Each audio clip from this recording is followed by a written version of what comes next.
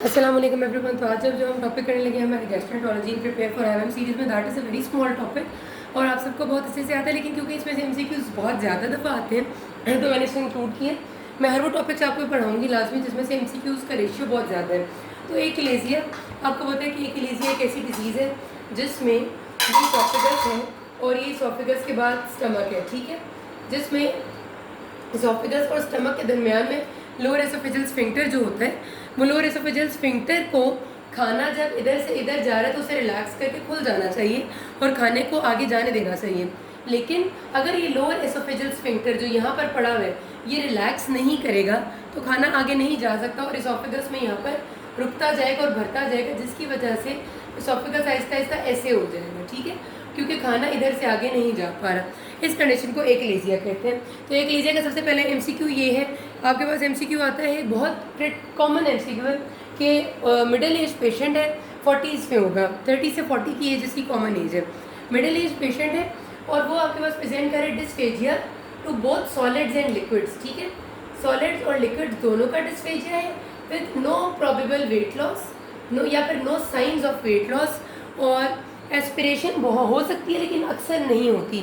जो एकिलेजिया का सिनेरियो वो टिपिकल मिडिल एज हेल्दी बंदे का होगा जिसमें साइंस ऑफ वेट लॉस नहीं है, जिसमें कोई और नाइट स्वेट्स फीवर ऐसी हिस्ट्री नहीं है।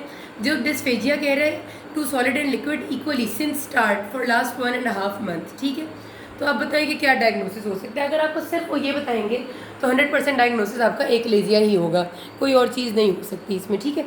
और मैंने आपको इसकी पैथोफिजियोलॉजी बता दी है कि लोअर एसोफेजियल स्फिंक्टर रिलैक्स नहीं हो सकता। ये आपसे अगला सिनेरियो में क्वेश्चन ये आता है कि in the given disease what is the problem in the pathway. तो लोअर एसोफेजियल स्फिंक्टर रिलैक्सेशन में मसला होता है और कौन सा प्लेक्सिस है वहाँ पे, माइंटेरिक प्लेक्सिस। आपको पता है ना, दो प्लेक्सिस होते हैं, माइंटेरिक प्लेक्सिस एंड मीजनर्स प्लेक्सिस, जो न्यूरोनल प्लेक्सिस हैं जीआईटी वॉल में से माइंटेरिक प्लेक्सिस खराब होता है जिसकी वजह से लोअर एसोफेजियल स्फिंक्टर रिलैक्स नहीं होता। ये भी एमसीक्यू आते हैं। क्लिनिकल फीचर मैंने आपको बता दिया, हमेशा एमसीक्यू में आएगा dysphagia to both solid and liquid और माइल्ड वेट लॉस या नो वेट लॉस के साथ हेल्दी बंदा होगा, नॉर्मल लैब फाइंडिंग्स होंगी, ठीक है। इन्वेस्टिगेशन, ये हमेशा आपसे सिनेरियो में अगला मोस्ट इंपॉर्टेंट क्वेश्चन है, first line investigation oesophageal manometry, ठीक है। एसोफेजियल मैनोमेट्री में लोअर एसोफेजियल स्फिंक्टर का प्रेशर मेजर करते हैं और ये प्रेशर बताता है कि यहाँ पर जो प्रेशर है वो इंक्रीज है। तो फर्स्ट लाइन इन्वेस्टिगेशन कोई बेरियम मील कुछ भी नहीं है, एसोफेजियल मैनोमेट्री है, याद रख लेना आपने। और सेकंड लाइन में हम बेरियम सॉलो कराएंगे तो उसमें क्या नजर आता है, बर्ड्स बीक अपीयरेंस। ये मैंने आपको बना के दिया ना, ऐसे यहाँ पर चोंच बनी हुई लगेगी और ये सारा मुंह खुला हुआ लगेगा, मुंह जिस तरह एक परिंदे की चोंच है। और चेस्ट एक्सरे भी सिंपल करा सकते हैं, उसमें भी अंदाज़ा हो जाता है।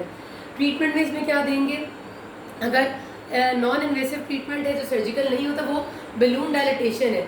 यहाँ पर एक बार बलून लेके आएंगे और इस जगह पर आकर उसको खोल देंगे तो ये जगह खुल जाएगी, लेकिन उसमें खतरा गर्ड का बहुत ज़्यादा है, रिफ्लक्स डिजीज़ शुरू हो जाएगी क्योंकि ये जगह जब खुल जाएगी तो बंद भी ठीक से नहीं होगी, फिर सारे स्टमक के कॉन्टेंट्स पीछे जाएंगे। तो वो ये भी आपको सिनेरियो में बताते हैं कि एक पेशेंट था, उसका इसी तरह के सिम्टम्स थे, न्यूमेटिक बलून डायलिटेशन की गई। अब उसको बहुत कॉमन कंप्लेन क्या हो सकती है, तो मोस्ट कॉमन उसकी जो कॉम्प्लिकेशन है वो आपकी रिफ्लक्स डिजीज़ है, हार्ट बर्न उसकी मोस्ट कॉमन कंप्लेन होगी। दूसरा काम ये कर सकते हैं कि हेलर्स मायोटोमी एक पूरा सर्जिकल प्रोसीजर है जिसके ज़रिए हम ये जगह ही निकाल दें जो इन्वेसिव है। और तीसरा तरीका ये कर सकते हैं हम कि बोटुलिनम टॉक्सिन अगर हम इधर नर्व में इंजेक्ट कर दें तो बोटुलिनम नर्व के फंक्शन को थोड़ा सा रोक देता है और ये जगह रिलैक्स हो जाएगी। तो ये भी एक कंजर्वेटिव मैनेजमेंट है। कैल्शियम चैनल ब्लॉकर्स किसी हद तक इस्तेमाल हो सकते हैं। This is all about achalasia. आपके जो सवाल आते हैं मैंने बता दें, किसी कोई मसला हो कि नाज़ में। Thank you.